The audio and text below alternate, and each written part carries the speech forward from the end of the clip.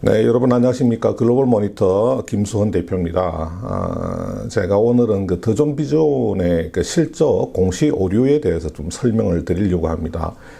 사실 제가 더존비존 그 관련 내용을 지난 일요일 날 무슨 자료를 검색을 하다가 좀 뒤늦게 발견을 했습니다. 그래서 일요일 날 제가 페이스북에는 여기에 대한 설명을 좀 자세히 올리기는 했었는데, 어제 좀 우리 글로벌 모니터 TV 채널에 이 내용을 좀 촬영을 하려고 했다가 또 마침 어제 그 3프로 TV 그 컴퍼니 백브리핑 그 라이브 방송이 있어서 그것 때문에 미처 촬영을 하지를 못했습니다. 그래서 오늘 좀 부랴부랴 뒤늦게라도 이렇게 영상을 만들어서 올리게 되었습니다. 양해를 좀 부탁드리고요. 그러니까 우선 자료를 한번 보시겠습니다.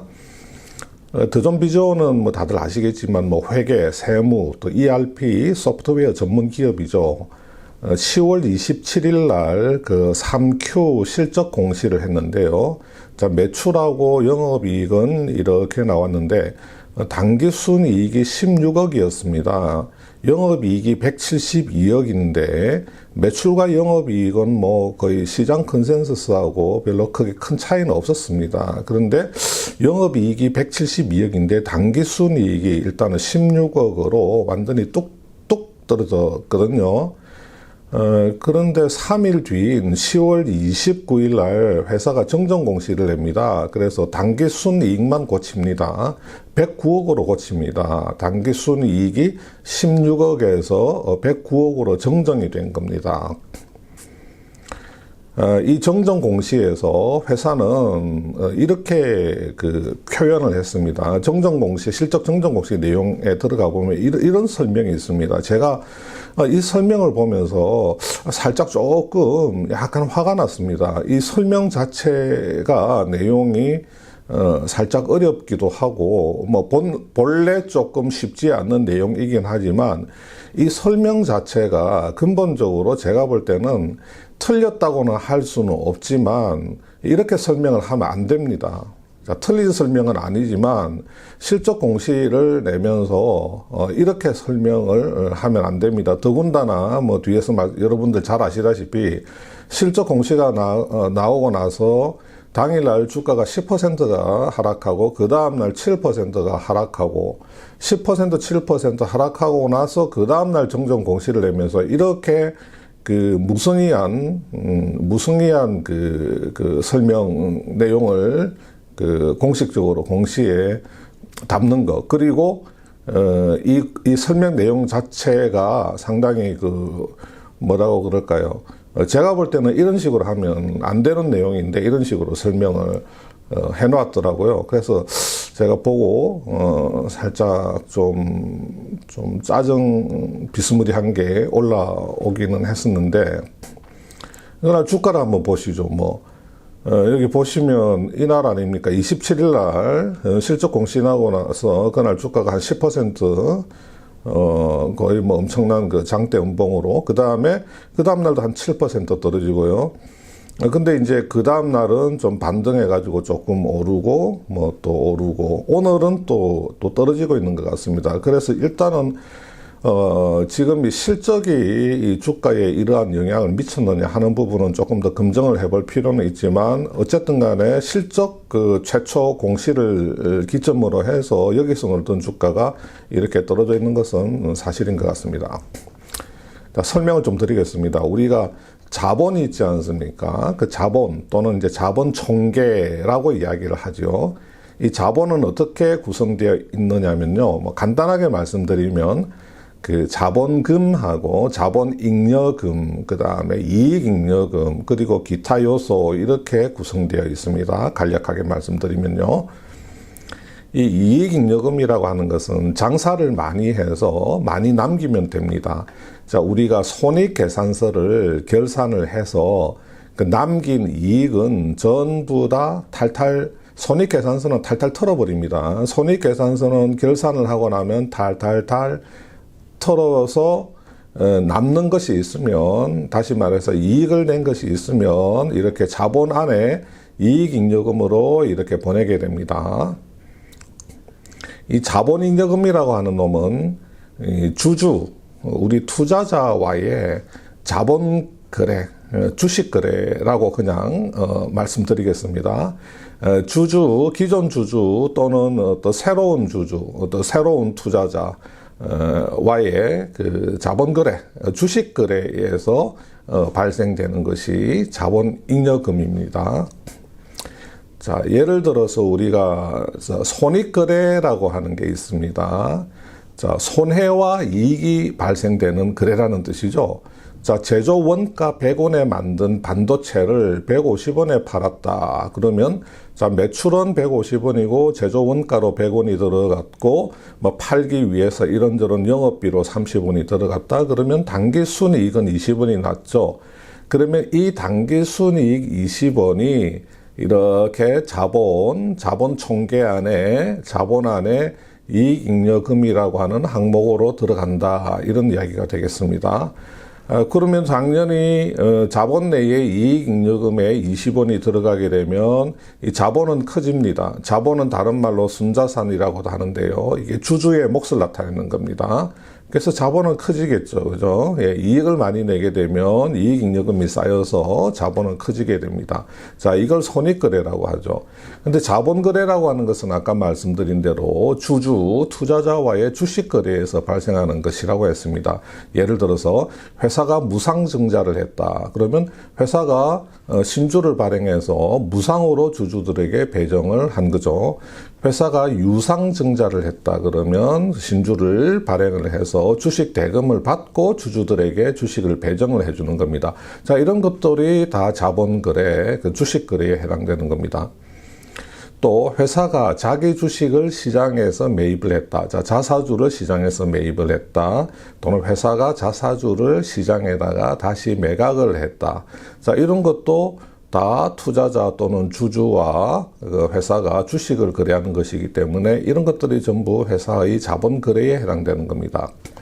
자, 이런 자본 거래는 앞에서 우리가 본 손익 거래가 아닙니다. 그래서 회사의 당기의 손익으로 반영을 하지를 않습니다. 그러니까 한마디로 말하자면 손익계산서와는 무관하다는 겁니다. 자, 이런 자본거래는 손익거래가 아니기 때문에 당기 손익으로 반영하지 않는다. 다시 말해서 손익계산서와는 전혀 관련이 없다. 이런 이야기가 되겠습니다.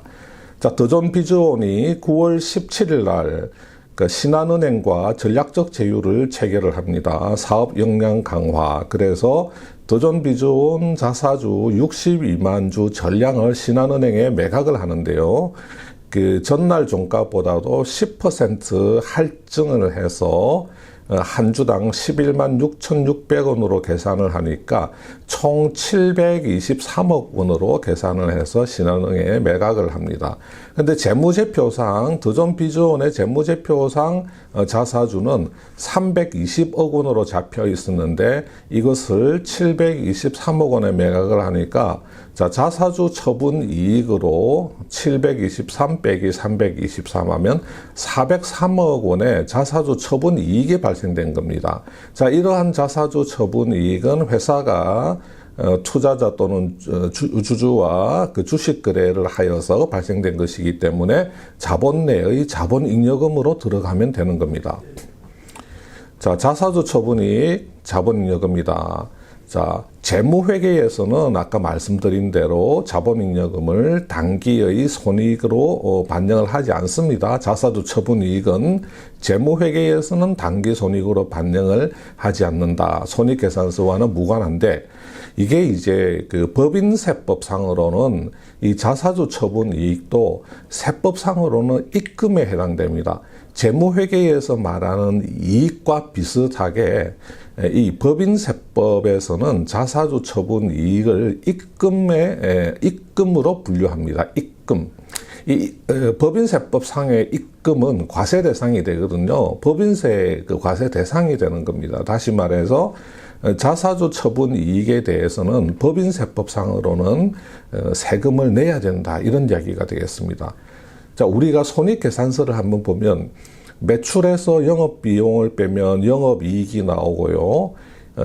여기서 영업외의 이익을 더해주고 영업외의 비용을 빼면 세전이익이라고 하는 게 나오죠. 요 세전이익에다가 적절한 그 법인세율을 계산해서 법인세 비용을 빼주면 최종적으로 여기 당기순이익이라고 하는 게 나옵니다.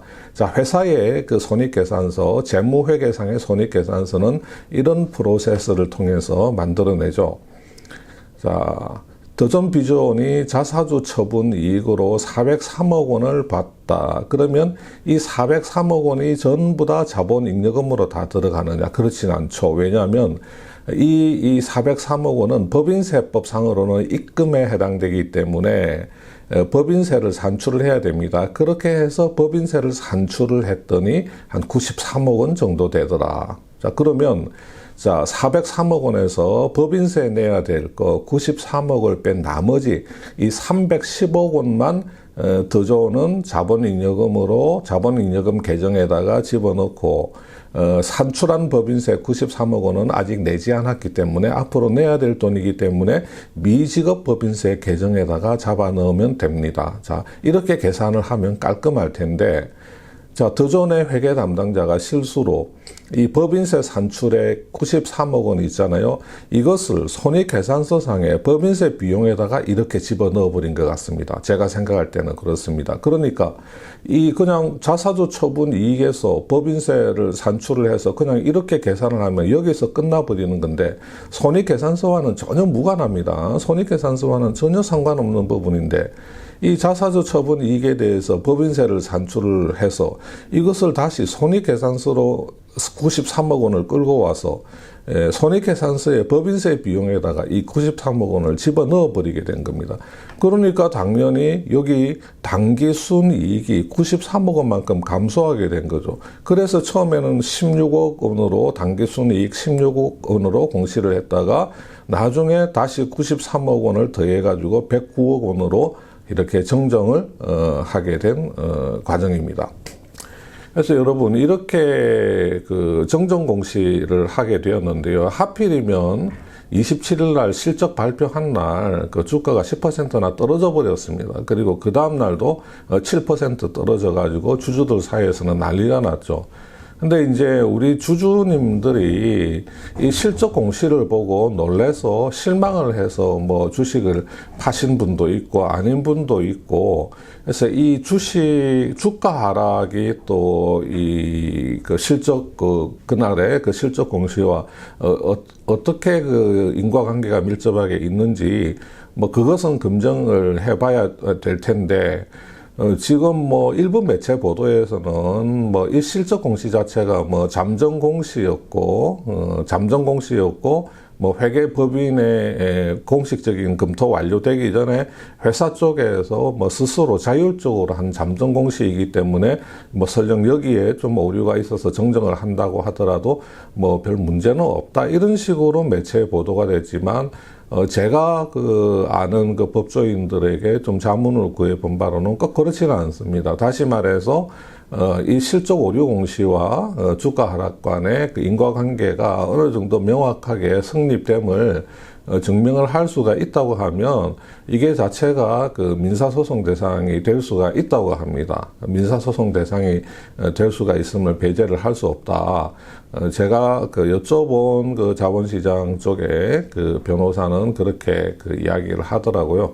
그래서 뭐 지금 현재 우리 주주들 그 움직임은 제가 어떤지는 모르겠지만, 그 더존비주온의 그 실적 공시 오류에 대해서 여러분들이 조금 쉽게 그 프로세스를 그 원인을 이해하실 수 있도록 그 설명을 좀 드려봤습니다. 아까 그 더존비주온에서 29일 날 정정 공시를 하면서 실적 정정 사유라고 설명한 내용이 있지 않습니까? 제가 설명드린 내용을 듣고 그 정정 공시에 나와 있는 설명을 한번 좀 보십시오.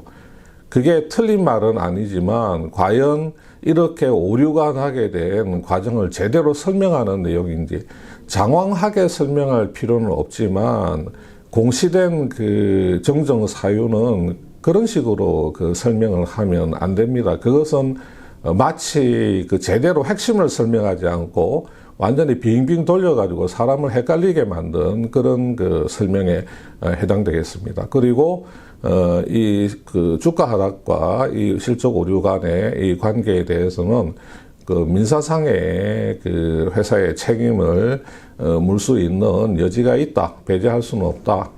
이 주가 하락과 실적 오류 공시 간의 관계를 어떻게 그 입증하냐에 따라서 뭐 그런 의견이 법적인 의견이 있다는 걸 말씀드리고 오늘 마치도록 하겠습니다. 예, 감사합니다.